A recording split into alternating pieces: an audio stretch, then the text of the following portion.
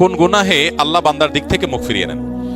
এই বিষয়ে প্রসিদ্ধ একটা হাদিস আছে, নবী সাল্লাল্লাহু আলাইহি ওয়াসাল্লাম বলেছেন, 3 ব্যক্তি এমন আছেন যাদের সাথে কিয়ামতের দিন আল্লাহ কথা বলবেন না, তাদেরকে আল্লাহ তাআলা পবিত্র করবেন না।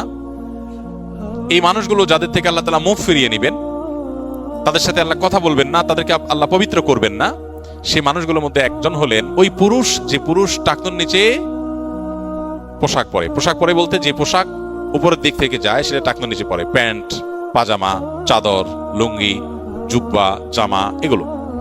মুজা যেটা থাকেই নিচে, নিচ দিক থেকে পরা হয়, ওইটার কথা ভিন্ন।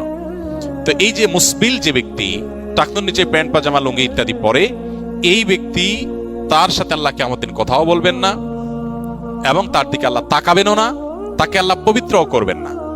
এই 3টা ভয়াবহতা এই ব্যক্তির জন্য আছে, যে ব্যক্তি টাকনুর নিচে প্যান্ট, পাজামা, লুঙ্গি পরে। আমাদের দেশে অনেকে আছেন মসজিদে নামাজ পড়তে আসলে তখন প্যান্ট ভাঁজ করে। অনেক মসজিদে মুয়াজ্জিনরা মাইকে বলেনও যে টাকনুর নিচে যাদের প্যান্ট আছে প্যান্টগুলো উঠায় নেন। নামাজের জন্য এই কথা কেন বলবেন? এই সম্পর্কে একটা জয়ীফ হাদিস আছে যে মুসবিল ইজারে নামাজ কবুল হয় না। হাদিসটা সহিহ সূত্রে বর্ণিত না। বিশুদ্ধ হাদিসগুলো সবগুলো হলো কমন এবং জেনারেল, সব সময়ের জন্য এটা প্রযোজ্য যে পুরুষ মানুষ টাকনুর নিচে পোশাক পরবে না। এখন বৈজ্ঞানিক গবেষণা বলছে যে এটা পুরুষের জন্য ক্ষতিকর।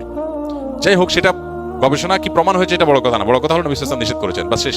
অতএব এই ব্যক্তি, যে ব্যক্তি টাকনুর নিচে প্যান্ট, পাজামা, লুঙ্গি, জুব্বা ইত্যাদি পরে, এই ব্যক্তিটিকে আল্লাহ কিয়ামতের মুখ ফিরিয়ে নেবেন। খুবই ভয়াবহ কথা। 2 নম্বর হলেন ওই ব্যক্তি, যে ব্যক্তি কাউকে দান করে খোঁটা দেয়, অথবা যাকে দান করেছেন তাকে নানার কথা দিয়ে কষ্ট দেয়।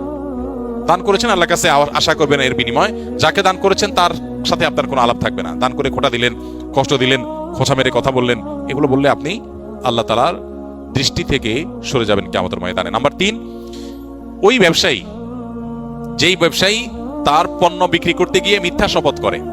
এখন তো ঘরে ঘরে, ভাই আল্লাহর কিরা, এটা কিনা পড়ছে এত, ভাই কিনতেও পারে না এত টাকা দিয়া, ডাহা মিথ্যা কথা।